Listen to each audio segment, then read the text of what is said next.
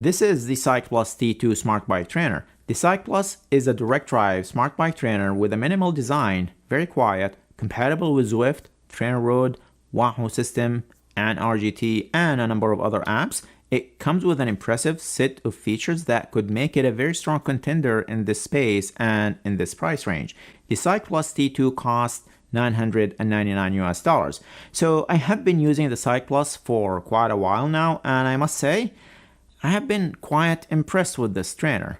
The Cycplus T2 is an ANT Plus FEC and Bluetooth FTMS compatible, so it can be controlled by any cycling app that supports these communication protocols. It broadcasts power, speed, and cadence. It supports erg and sim mode riding. It can simulate hills up to 15% and up to 2200 watts, all within an impressive 1% power accuracy. And it does not require calibration, so you can just get on and ride and not have to worry about stopping to calibrate the trainer, which is really nice. You'll also notice that the Cycplus T2 uses a very similar flywheel technology found in the Tacx Neo. Actually, if you squint hard enough, you might think this is the Tacx Neo flywheel, but this one looks shinier and uses 50 neodymium magnets rather than the traditional build design you find in most trainers. These magnets are what control the flywheel to provide dynamic inertia and control resistance. The Tacx Neo uses 32 neodymium magnets, in case you were wondering, but the Cycplus flywheel is actually smaller than the Neo. And speaking of features that I really like, the Cycplus is self-powered. Yep, it does not require power to operate, so you can throw that power cord away and it will work just fine. Actually, do not throw it away just yet. You will need it to upgrade the firmware. The other thing it wouldn't do without it being plugged into power source is it won't simulate descents. So for example, if you're riding in sim mode and going down a descent, the flywheel will spin on its own.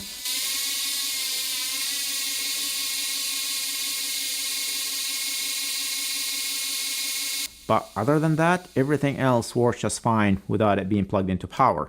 This is nice because if you want to take it to a race, put it outside on the patio for a little change in scenery, or take it to a pool to do swim, bike, a brick type workout, you do not have to worry about finding a power outlet close by. The T2 trainer is designed to be compatible with most bikes, including those with disc brakes, quick release, and through axle adapters. And it is compatible with 8, 9, 10, and 11 speed cassettes straight out of the box. Campagnolo and SRAM 12 speed XDR are compatible, but you will need to purchase a separate adapter. And by the way, if you find this video helpful, I would appreciate it if you take a quick second to quickly hit that like button below. It helps the video and the channel quite a bit, and I really appreciate it. And speaking of cassettes, the Cycplus T2 comes with an 11-speed cassette already installed. So if that is what your bike has, you should be able to just attach the bike and ride. Also, you'll find all the different adapters that you might need for different axle width and a 1.8mm spacer included in the package. It comes with an ANT Plus key and an ANT Plus key extender, which is nice if you use ANT Plus. It also comes with a floor mat. This is the first trainer that I have seen that comes with a floor mat, so nice little touch by Cycplus. As for setting up the trainer, there's really nothing to it. As long as you do not need to install a different cassette, all you need to do is remove the rear wheel off your bike and attach the bike to the trainer, and off you go. No calibration is needed. The only thing that you might need to do is install the Cycplus app to make sure you have the latest firmware installed, and if you do, then you're good to go. The design of the T2 features an X-shaped support base with 4 legs that easily unfold and sits on 8 silica gel pads and metal plate construction. What this does is it allows for around 8 degrees of movement left to right for increased comfort, much better than having a rigid trainer design. And the T2 only weighs 33 pounds, which is light for a direct drive trainer, but that does not take anything away from its stability or solid construction. The large handle makes it easy to carry and move around. Also, you'll notice on the side openings for its active cooling system, which is important to keep the components cool and consistent power measurement. There is only one Bluetooth channel available in this trainer, so if you are using Bluetooth, just make sure it's not paired to anything else before pairing it to Zwift, for example. As for ride feel, the trainer feels smooth and powerful and responded to changes in terrain quickly. However, on steeper climbs, the trainer seems to struggle a bit, so you'll feel the flywheel slips as it tries to keep that resistance on. And this brings us to power measurement accuracy. The Cycplus claims plus minus 1% accuracy. Like I said earlier, the trainer does not require calibration, so you can start using it immediately. And just like I do in most of my smart trainer testing, I try to test against multiple power meters that I have.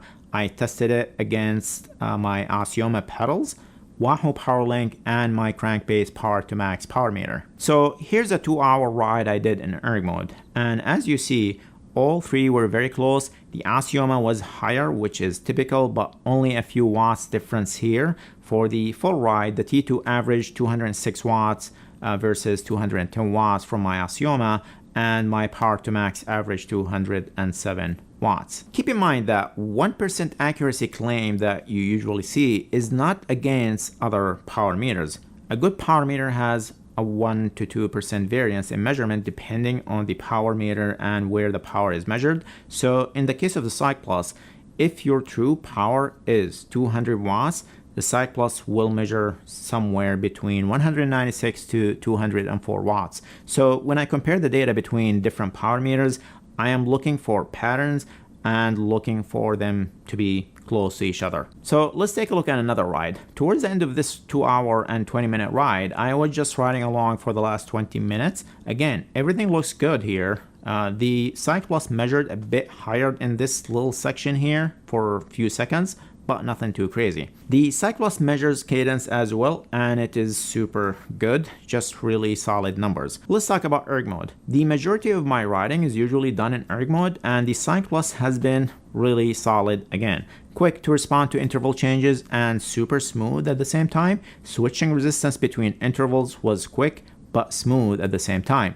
It doesn't matter which gear I used, whether the small chainring or big chainring, it worked just fine.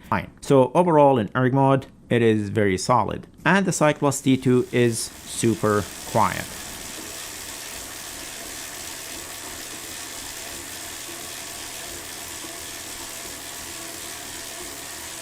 Most likely, you will only hear noises coming from your drivetrain, not the trainer itself. Okay, Cycplus is new in this market, and this is only their second year developing trainers, second trainer, but I'm overall happy to report the Cycplus T2 trainer is an overall solid trainer.